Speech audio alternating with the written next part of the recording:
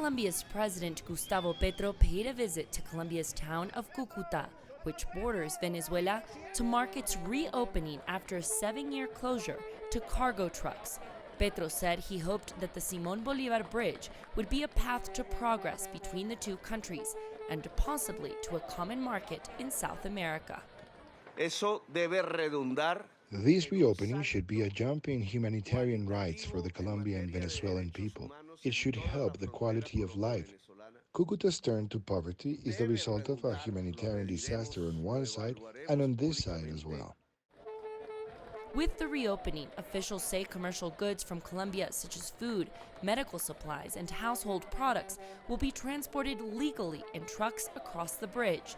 A big motive, says the Colombian president, is the attempt to discourage smuggling conducted by corrupt officials and criminal groups who helped people transport goods across the border. I hope that the first people that benefit are those that live on the border, who have had to risk everything on the clandestine routes, the women that have to rely on officials charging passage, and gangs that commit crimes, even rape. The Colombian-Venezuelan border has witnessed periodic closures for the last 15 years, whenever political tensions escalated between previous governments.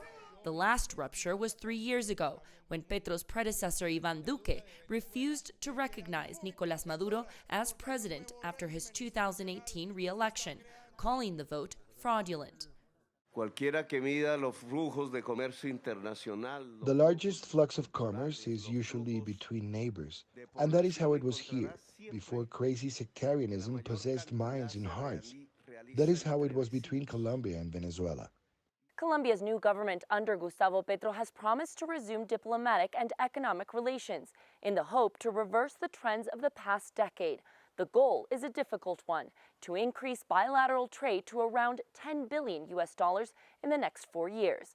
Michelle Vega, CGTN, Bogotá, Colombia.